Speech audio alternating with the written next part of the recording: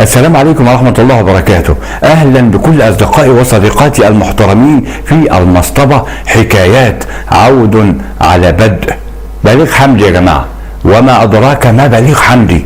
ده الملحن اللي قعد عشرات الملحنين عشرات السنين في بيوتهم بما فيهم رياض السنباطي ومحمد عبد الوهاب نفسه.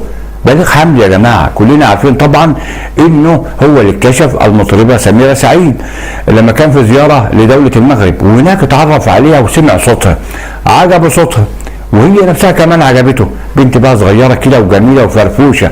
المهم عرض عليها انها تنزل وتغني في مصر، ومن هنا لهنا بقى ايه، كلمه فابتسامه فسلام، عرض عليها الجواز فوافقت على طول من غير ما تفكر في 30 سنه فرق السن اللي بينهم.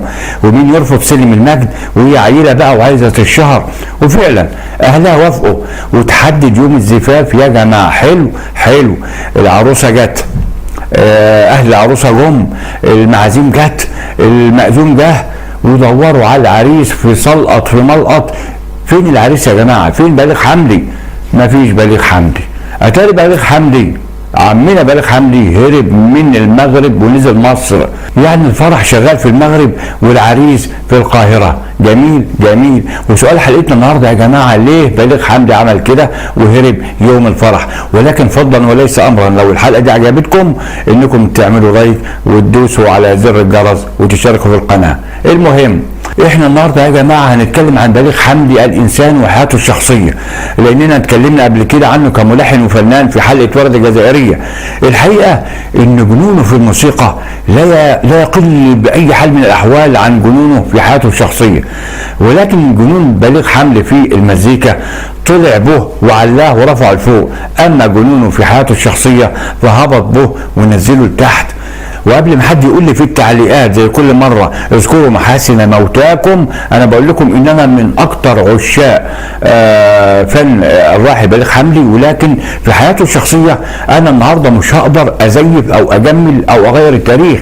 ده تاريخ يا جماعه حصل بالفعل، وبليغ حمدي شخصيه مشهوره يعني نار على علم. ثم ان بليغ حمدي ما هوش نبي معصوم، ده انسان بيخطئ وبيصيب، وزي ما قلنا عنه كملحن ان هو عبقري ومجنون موسيقى او ملك الموسيقى بلا منازع.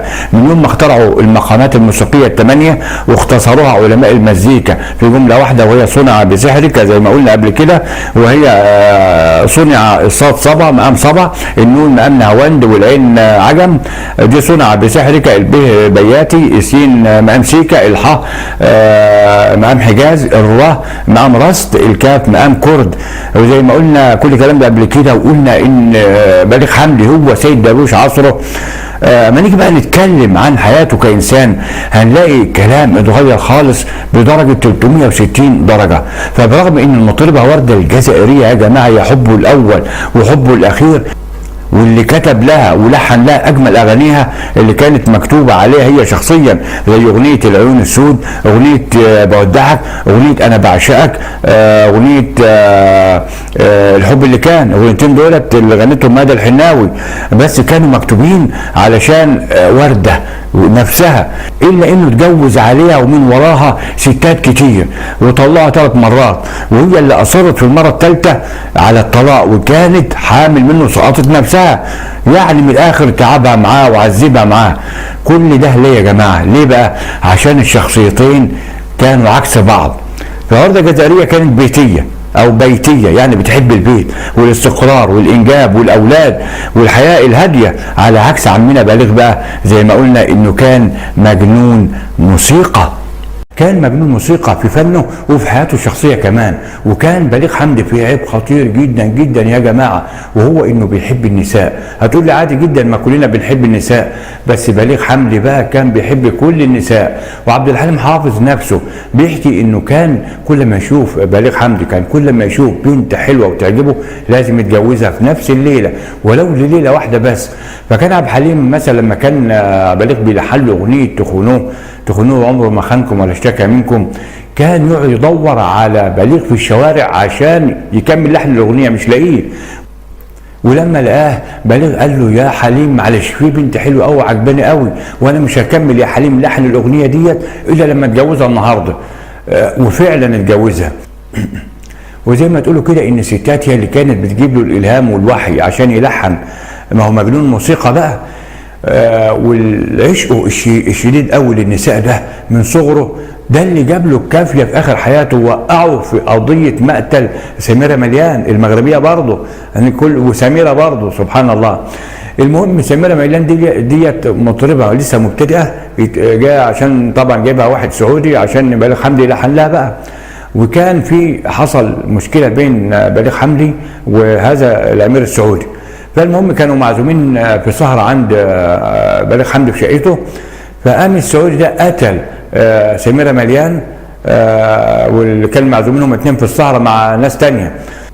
المهم السعودي ده كان عايز يلبس بليغ حمدي اي مصيبه عشان مشاكل، كان في مشاكل بينهم، وراح قتل سميره مليان ورماها من شباك اوضه بليغ حمدي وهي عريانه كمان.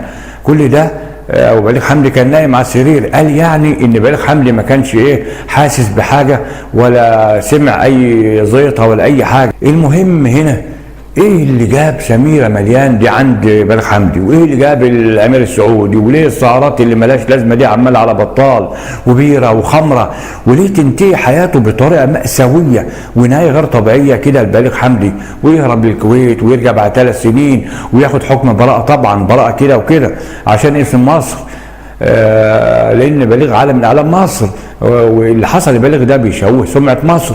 وراحت ورده واتوسطت لبليغ حمدي عند وزير الداخليه ايامها اللي هو كان زكي بدر، قالت له ان لازم بليغ يرجع لمصر عشان سمعه مصر ويتحاكم من غير ما يقف في قفص الاتهام بالمحكمه. فضحك زكي بدر وقال لها انت بتقول ايه يا ورده؟ محكمه ايه وقفص ايه اللي هيقف فيه بليغ؟ ده بليغ هياخد البراءه من قبل ما ينزل من الكويت، من قبل ما يدخل مصر اصلا. معلش بقى طولت عليكم شويه، نيجي بقى للموضوع بتاعنا. ليه بليغ حمدي هرب من سميره سعيد ليله الفرح؟ اللي جابها يا جماعه، وزي ما قلنا قبل كده يا جماعه ان ورده الجزائريه هي حبه الاول والاخير، وفي الفتره اللي اتعرف فيها بليغ حمدي على المطربه سميره سعيد كان منفصل عن ورده الجزائريه، وفي بينهم مشاكل بسبب علاقاته الغراميه المتعدده. المهم سميره سعيد شغلته شويه وقضوا مع بعض اوقات حلوه شويه، لكن دايما ورده كانت على باله وفي خياله وفي تفكيره، ورغم ان هو في المغرب وهي في مصر. فلما جت ليله الزفاف على سميره سعيد زي ما تقولوا كده بليغ حمدي حس بمدى الاهانه اللي هتحس بيها ورده، هو يعذبها اكتر ما هو معذبها وكانت مستحملاه، يجي كمان يتجوز عليها تاني ايه؟ ده تاني وتالت وتاسع وعاشر، ومن مين؟ من عيله صغيره واصغر منه ب30 سنه. وبص كمان بقى لتاريخه الفني والناس هتقول عليه ايه؟ موسيقار كبير ويتجوز عيله والكلام ده يعني. المهم يا جماعه اول مره بليغ حمدي يحسبها بعقله قبل قلبه وشهوته، ويحن لحبه الاول والاخير ورده الجزائريه، ويحن لفنه والبلد مصر، ويفوق من الدوامه اللي شدته اليه الجميله الصغيره سميره سعيد، ويرجع تاني لزوجته ورده. وعلى فكره دي كانت اخر رجعه لورده، واللي بعد كده طلبت الطلاق نهائيا وصممت عليه، وتم الطلاق فعلا النهائي بين بليغ حمدي وبين ورده في حضور الموسيقار محمد عبد الوهاب، لان اللي فيه طبع يا جماعه عمره ما هيغيره. رحم الله الفنانه الراحله ورده الجزائريه، ورحم الله عبقري النغم بليغ حمدي، وشكرا لكم.